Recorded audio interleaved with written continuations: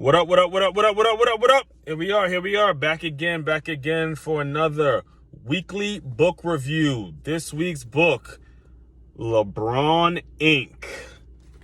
The Making of a Billion Dollar Athlete. The Making of a Billion Dollar Athlete by Brian Windhorst.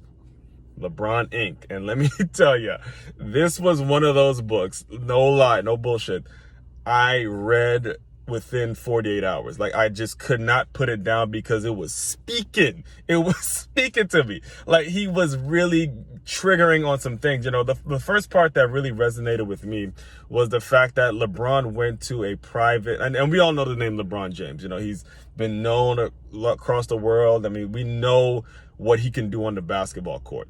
But the great thing about this book is how much he's revolutionized the world outside of basketball. All of the things that he does outside of basketball is really what struck me.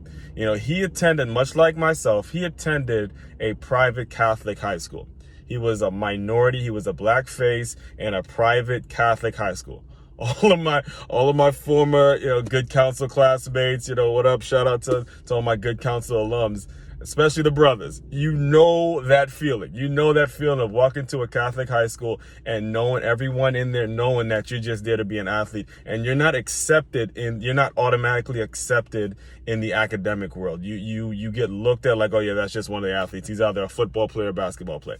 People don't really understand the kind of effect that it has on your psyche. They really don't. They really don't unless you live through it. So that part of it, as soon as I read that part of this book, it's like I couldn't put it down because I wanted to know how was he able to transcend and really build such an empire. You know, he is not just a basketball player. He has an absolute empire. And it's a ton of takeaways, but I'll give you a couple of the things that really stuck out to me. The first thing was his right-hand man, Maverick Carter. Maverick Carter, I did not know this until I read this book, but Maverick Carter was offered an internship for Nike. You know, when they were looking to recruit LeBron James to Nike, and by the way, they tell the story about, I'm sure a lot of you guys know who are listening in know about the story about how LeBron James turned down $100 million check from Reebok and decided to sign with Nike. And, that's a story that's gotten out there. But what I didn't know is that Maverick Carter actually had an internship with Nike, and he took the time to learn about the business. He took the time to,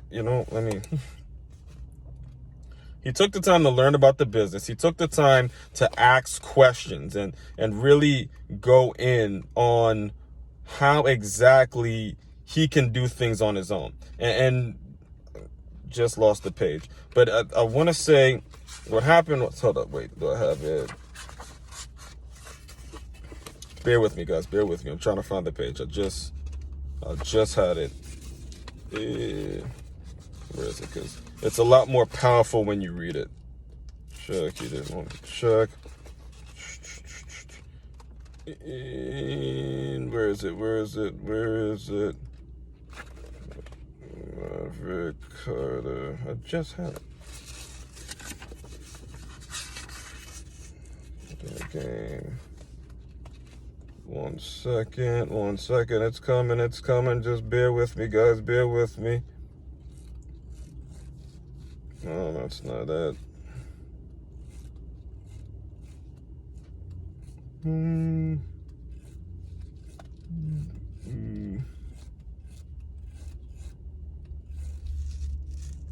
Yes, all right, here it is. Page 38. Sorry for the delay. Page 38. This is when Maverick Carter was working. He was working as an intern for Nike, and it's not uncommon and again, another thing I learned in this book is that it's not uncommon for Nike to hire certain people that know certain people that can really create a pipeline. I mean, they were talking about it. They spent a couple $100,000 just on making the pitch alone to LeBron. But anyway, Maverick Carter is working at Nike. He has an internship at Nike, and he came across a quote from Albert Einstein that spoke to him. It says, "I have no special talent. I am only passionately curious." Boom! That's where it is. passionately curious. So Maverick Carter hears that quote, and that just the way he's thinking now in terms of partnerships. He's not just one of those athletes that you can throw an endorsement deal at and not create more. In terms of partnerships, and this is something that a lot of people really need to hear, is you have to understand that there's a win-win. You have got to create win-win deals in your head.